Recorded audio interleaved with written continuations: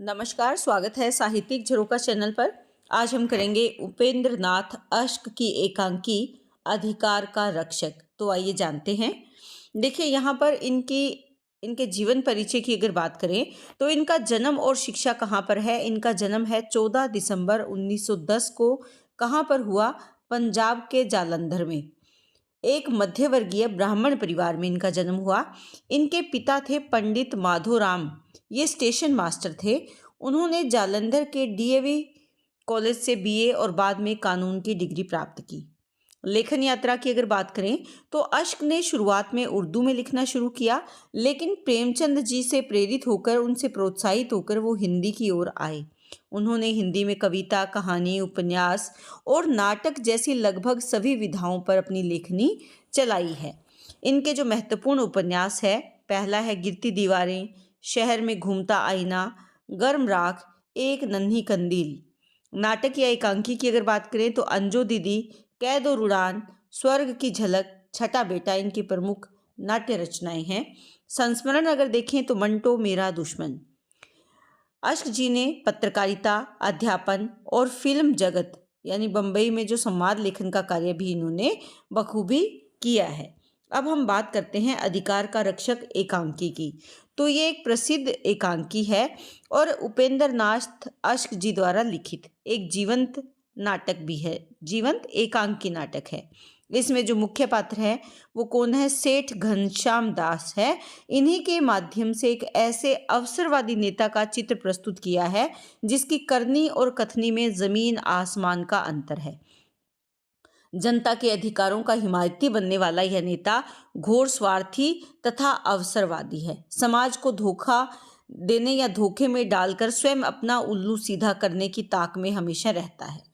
एकांकी के कथानक के जो मुख्य बिंदु है, उस मुख्य बिंदु में केंद्रीय बिंदु कौन है? सेठ घनश्याम दास है। ये एक समाचार पत्र के संचालक और प्रांतीय असेंबली के उम्मीदवार हैं। इनके बाहरी और भीतरी व्यक्तित्व में बड़ा अंतर है। बाहर अपने प्रचार के लिए समाचार निकालते हैं, हरिजनों की सहायता की बात करते हैं, उनका सच्चा सेवक होने का दम्भ भरते हैं। शिक्षा की बात करते अघाते नहीं है, थकते नहीं है, बच्चों के दंड के विरोधी हैं, परंतु स्वयं अपने बच्चों को मारते हैं। सेठ जी जब अपने कमरे में बैठे समाचार पढ़ने में व्यस्त रहते हैं, उसी समय हरिजन सभा के मंत्री का फोन आता है।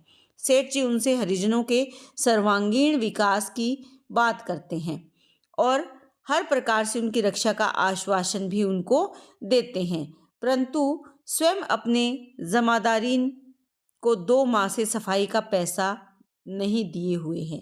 जो उनके घर जमादारीन आती है, जो स्त्री सफाई करती है, उसको 2 महीने के रुपए भी उसने उसके हक के कमाई के जो पैसे थे वो भी नहीं दिए हैं। और दूसरी तरफ बात कैसी करते हैं? हरिजनों के हक की रक्षा की आश्वासन देते हैं, उनकी विकास की बातें करते हैं। यानी कथनी और करनी में इनके व्यक्तित्व में बहुत बड़ा अंतर है। सेठ जी ने असेंबली का चुनाव जीतने के लिए ही इन कलाओं को अपनाया, यानी कहना कुछ और करना कुछ। होजरी यूनियन को भी टेलीफोन पर यह सूचित करते हैं कि मैं मजदूरों के अधिकारों का सबसे बड़ा रक्षक हूँ। अपने चुनाव घोषणा पत्र में वह छपवाते हैं कि मैं असेंबली में जाते ही मजदूरों की स्थिति को सुधारने का प्रयास करूँगा।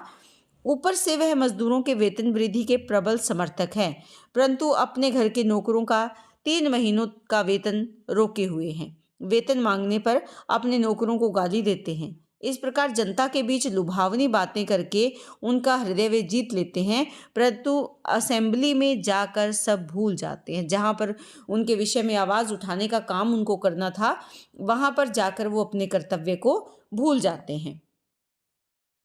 नवजवान युवक और छात्र भावुक होते हैं। सेठ जी की बातें सुनकर वे सेठ जी की ओर आकर्षित होते हैं और कहते हैं कि आपके भाषण की सर्वत्र चर्चा है। आपके विचारों से प्रभावित होकर हम लोग आपके साथ हैं। छात्रों के अधिकारों और समस्याओं की बात सेठ जी अपने समाचार पत्र में छपवाने की बात करते हैं, अतः छात्र भी उनके समर्थक में आ जाते हैं। छात्र अपने प्रधानाचार्य के विरुद्ध कुछ छपवाना चाहते हैं। सेठ जी पूरा आश्वासन देते हैं, परंतु उनके चले जाने के बाद संपादक से कहते हैं कि छात्रों की कोई बात ना छापी जाए। यानी सामने तो कुछ है और पीछे से कुछ अलग व्यक्तित्व है। सेठ जी समाज सुधार का व्रत लेते हैं, परंतु अपने ही घर को सुधार नहीं पाते। उनकी पत्नी और बच्चे उचित स्नेह नहीं पाते हैं। वे अपनी पत्नी को प्राय मारा पीटा करते हैं, परंतु महिला संघ की मंत्री श्रीमती सरला देवी से कहते हैं कि आप निश्चय रखें, मैं जी जान से स्त्रियों के अधिकारों की रक्षा करूंगा। महिलाओं के अधिकारों का मुझसे बेहतर रक्षक आपको वर्तमान उम्मीदवारों में नजर नहीं आएगा।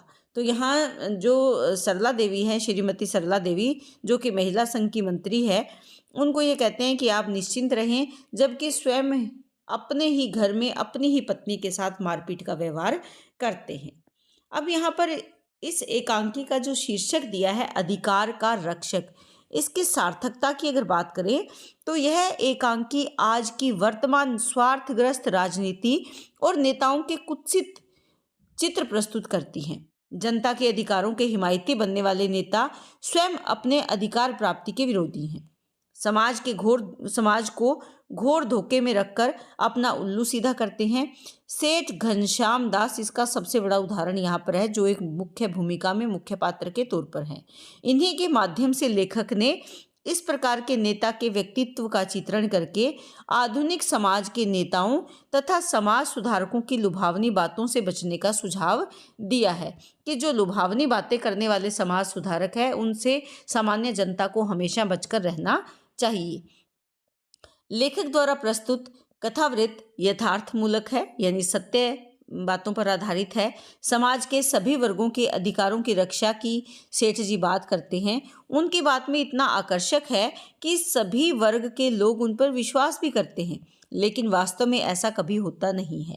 हरिजन वर्ग, मजदूर वर्ग, छात्र वर्ग, महिला संघ सबके अधिकारों के वह रक्षक और समर्थक हैं, परंतु यह समर्थन केवल जनता का और उस वर्ग का मत प्राप्त करने के लिए करते हैं, यानी वोट चाहिए उनको। ये सब कौन सी राजनीति है? वोट पर आधारित राजनीति है। व्यवहार में वह किसी के पक्षधर और समर्थक नहीं है। लेखक द्वारा प्रस्तुत कथावृत्त यथार्थमूलक है। समाज के सभी वर्गों के अधिकारों की रक्षा की सेठ जी बात करते हैं। यहाँ पर ये लाइनें रिपीट हो रही हैं। तो सेठ जी व्यवहार में किसी के पक्षधर और समर्थक नहीं है। उनके सामने उनका स्वार्थ है। कौन सा स्वार्थ? चुनाव जीतने का स्वार्थ, चुनावी भाषण है। यदि वह मजदूरों के अधिकारों के रक्षक होते तो क्या वह अपने मजदूरों के अधिकारों के रक्षक होते तो क्या वह अपने मजदूरों का वेतन न देते और वेतन मांगने पर उल्टे गाली गलौज करते? उनके सामने उनका स्वार्थ है, चुनावी भाषण है। यदि वह मजदूरों के अधिकारों के रक्षक होते तो क्या वह अपने मजदूरों का वेतन न देते और वेतन मांगने पर उल्टे गाली गलौज करते? घर की सफाई करने वाली भंगिन को 2 माह से मजदूरी रोक रखे हैं। इस एकांकी से ये सिद्ध होता है कि अधिकार का रक्षक शीर्षक एक व्यंग्य है। इस शीर्षक के राजनीति और राजनेताओं के स्वार्थ और अवसरवाद का पर्दाफाश किया गया है इस शीर्षक के माध्यम से। इस अर्थ में शीर्षक अत्यंत सार्थक और महत्वपूर्ण है। तो ये शीर्षक इसके कथानक को, जो पूरी कथाक्रम हमने पढ़ा, पूरी घटनाक्रम हमने देखा, उसको सार्थकता प्रदान करता है। यहाँ पर अगर इस एकांकी के उद्देश्य की बात करें तो उद्देश्य की दृष्टि से अधिकार का रक्षक एकांकी अत्यंत ही सफल रचना कही जा सकती है। किस उद्देश्य से, किस दृष्टिकोण से? उद्देश्य के दृष्टिकोण से। इसके माध्यम से दोहरे चरित्र वाले नेताओं की कथनी और करनी पर प्रहार किया गया है। इनसे सतर्क और सावधान रहने का निर्देश दिया गया है कि समाज सुधार तथा अधिकार की रक्षा दिलाने के नाम पर ये नेता अथवा समाज सुधारक केवल अपने स्वार्थग्रस्त अधिकार का ही पोषण करते हैं। समाज के सभी वर्गों के प्रति ये मीठे मीठे आश्वासन देकर अंततः उनका शोषण ही करते हैं। इस शोषण में इन्हें अपने पराये का अंतर भी दिखाई नहीं पड़ता। इनका शोषण समाज के अलग अलग वर्गों के लिए अलग अलग प्रकार का होता है। अतः समाज के उत्थान तथा राष्ट्र के हित की दिशा में यह एकांकी आज भी प्रासंगिक और महत्वपूर्ण एकांकी कही जा सकती है। इस एकांकी के अगर सारांश को कुछ बिंदुओं के माध्यम से हम देखें तो सबसे पहले क्या है, अवसरवादी चरित्र का उद्घाटन यहाँ पर किया गया है। किसके माध्यम से? जो सेठ हैं, सेठ घनश्याम दास जो मुख्य पात्र हैं, ये जनता के सामने खुद को अधिकारों का रक्षक बताता है, लेकिन असल में वह मौकाप्रस्त व्यक्ति है। दूसरा अगर हम बिंदु देखें तो झूठे वादे। चुनाव से पहले जो नेता है वो मजदूरों, गरीबों और महिलाओं के प्रति सहानुभूति का नाटक करते हैं, उनके उद्धार के झूठे वादे करते हैं, लेकिन अपनी चुनावी जीत के बाद वो इन वापस लौटकर इनके पास कभी नहीं आते। तीसरा बिंदु क्या है? कथनी और करनी में अंतर। चुनाव जीतने के बाद ये नेता वादों से पलट जाते हैं और उनके व्यवहार से जनता का मोह भी भंग हो जाता है, क्योंकि उनकी कथनी और करनी में बहुत अधिक अंतर होता है। सामाजिक व्यंग्य की दृष्टिकोण से अगर देखें तो एकांकी में मध्यम वर्गीय परिवार के माध्यम से सत्ताधारी वर्ग की खोखली नैतिकता, दलितों और शोषितों के प्रति उनके दोहरे व्यवहार को भी दर्शाया गया है। तो ये एक सामाजिक व्यंग्यात्मक नाटक या एकांकी कहा जा सकता है। तो उम्मीद करती हूँ कि ये एकांकी आपको बहुत अच्छे से समझ में आई होगी। बहुत बहुत धन्यवाद। इसी तरह चैनल से जुड़े रहें। नमस्कार, स्वागत है साहित्यिक झरोखा चैनल पर। आज हम करेंगे उपेंद्र नाथ अश्क की एकांकी अधिकार का रक्षक। तो आइए जानते हैं। देखिए, यहाँ पर इनके जीवन परिचय की अगर बात करें तो इनका जन्म और शिक्षा कहाँ पर है? इनका जन्म है 14 दिसंबर 1910 को। कहाँ पर हुआ? पंजाब के जालंधर में। एक मध्यवर्गीय ब्राह्मण परिवार में इनका जन्म हुआ। इनके पिता थे पंडित माधोराम, ये स्टेशन मास्टर थे। उन्होंने जालंधर के डीएवी कॉलेज से बीए और बाद में कानून की डिग्री प्राप्त की। लेखन यात्रा की अगर बात करें तो अश्क ने शुरुआत में उर्दू में लिखना शुरू किया, लेकिन प्रेमचंद जी से प्रेरित होकर, उनसे प्रोत्साहित होकर वो हिंदी की ओर आए। उन्होंने हिंदी में कविता, कहानी, उपन्यास और नाटक जैसी लगभग सभी विधाओं पर अपनी लेखनी चलाई है। इनके जो महत्वपूर्ण उपन्यास है, पहला है गिरती दीवारें, शहर में घूमता आईना, गर्म राख, एक नन्ही कंदील। नाटक या एकांकी की अगर बात करें तो अंजो दीदी, कैद और उड़ान, स्वर्ग की झलक, छठा बेटा इनकी प्रमुख नाट्य रचनाएं हैं। संस्मरण अगर देखें तो मंटो मेरा दुश्मन। अश्क जी ने पत्रकारिता, अध्यापन और फिल्म जगत यानी बम्बई में जो संवाद लेखन का कार्य भी इन्होंने बखूबी किया है। अब हम बात करते हैं अधिकार का रक्षक एकांकी की। तो ये एक प्रसिद्ध एकांकी है और उपेंद्र नाथ अश्क जी द्वारा लिखित एक जीवंत नाटक भी है, जीवंत एकांकी नाटक है। इसमें जो मुख्य पात्र है वो कौन है? सेठ घनश्याम दास है। इन्हीं के माध्यम से एक ऐसे अवसरवादी नेता का चित्र प्रस्तुत किया है जिसकी करनी और कथनी में जमीन आसमान का अंतर है। जनता के अधिकारों का हिमायती बनने वाला यह नेता घोर स्वार्थी तथा अवसरवादी है। समाज को धोखा देने या धोखे में डालकर स्वयं अपना उल्लू सीधा करने की ताक में हमेशा रहता है। एकांकी के कथानक के जो मुख्य बिंदु है, उस मुख्य बिंदु में केंद्रीय बिंदु कौन है? सेठ घनश्याम दास है। ये एक समाचार पत्र के संचालक और प्रांतीय असेंबली के उम्मीदवार हैं। इनके बाहरी और भीतरी व्यक्तित्व में बड़ा अंतर है। बाहर अपने प्रचार के लिए समाचार निकालते हैं, हरिजनों की सहायता की बात करते हैं, उनका सच्चा सेवक होने का दंभ भरते हैं।